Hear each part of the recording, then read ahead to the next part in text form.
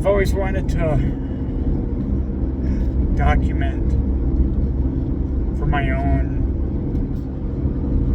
thoughts, my own process of processing what I've been through, document what it was like when I almost died. I've lived the process over and over in my head of, kind of beginning to experience it, and then the process of slowly dying, and then what it's like at the end. And just for some context, I had intestinal hernias that had cut off my intestines. They basically, the scar tissue wraps around the intestines, and your intestines start to die basically, and then you become septic. This process was happening over months, and then weeks got worse, and then finally one night I woke up in more pain than I could have ever fathomed. I remember going to the hospital.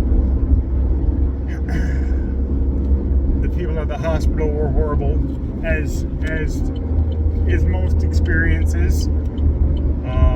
They don't believe, they think you're just somebody looking for drugs. So until they get the CAT scans and they get the real proof there's something wrong, they don't want to help you. So I think it was like 4 hours before my first any amount of pain medication was given to me, and I was completely septic by this point. I remember the sound around you, like you can hear people talking, but it's just kind of like Charlie Brown, the wah wah wah wah wah sounds.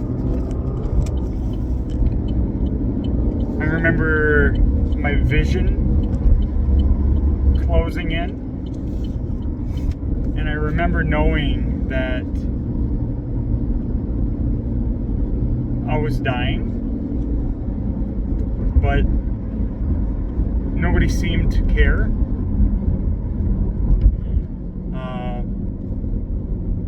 Once they finally found out that my intestines were being cut off, they very hastily put a tube through my nose and into my stomach. And I told them, prior to this, I told the doctor himself that I was a gastric bypass patient, and that my stomach was the size of like a kiwi. And he hastily said, yeah, I know, that's fine. They sent in 2 nurses, and if anybody's ever had a nasal tube put in down to your throat, it's awful. And they combine, you're dying, you're in horrible pain, you're gyrating, you're moving around, you're gagging, you're throwing up. They're frustrated. So one nurse and a registration nurse tech came in, and they struggled, and then they finally got it in. They said, we're going to start doing reverse pressure, so they should start relieving the pain. And I remember thinking to myself, thank you, like, this is coming, I'm going to get some relief here, because nothing they give you for pain helps this type of pain. Even if they were to give you something decent, and they weren't giving me anything decent. I remember seconds feeling like minutes feeling like hours, and I remember they said give it a few minutes, and it got worse minute by minute. And I remember this sense of dread coming over me.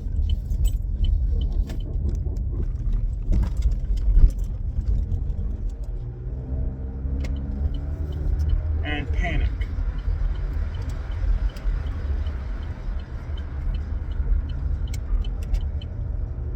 Now at this point, they believe that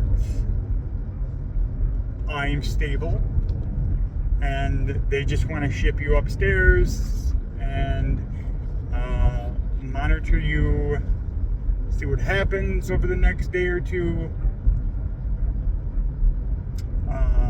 which is not really the protocol.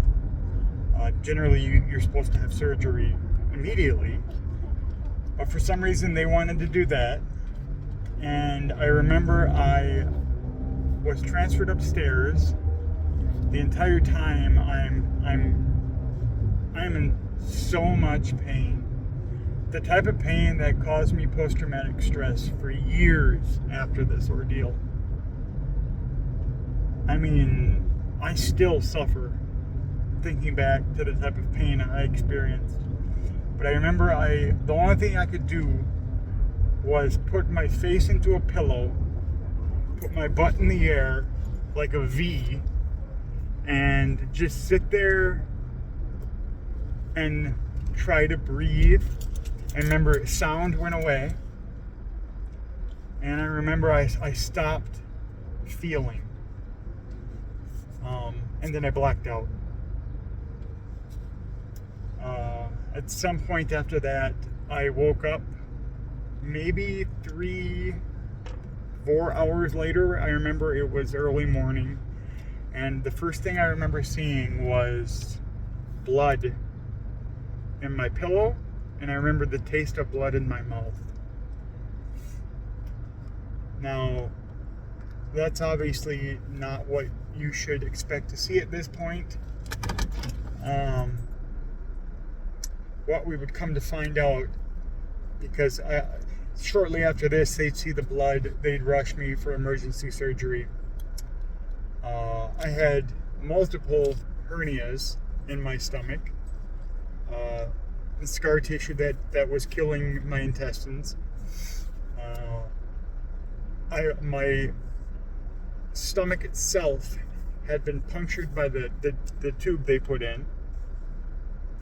They had rammed that thing in so deep that it punctured my stomach, and basically they were sucking and putting reverse pressure into my body cavity. And that's horrid. I ended up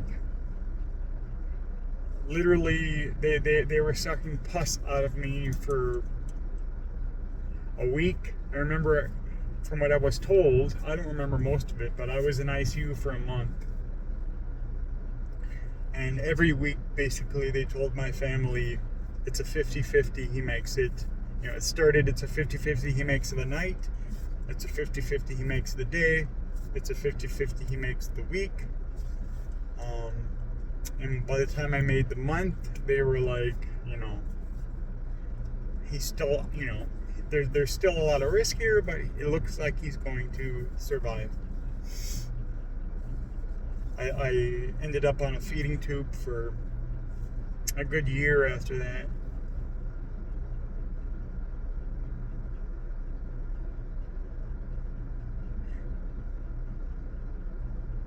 But I think about the reason I really was thinking about this was I was thinking about soldiers, when they get critically injured and what they must go through. A lot of the times waiting, bleeding, dying there, waiting for a medevac, or the pain. It just sucks. Death sucks. And I've been to the precipice, and I've looked into the abyss. And it's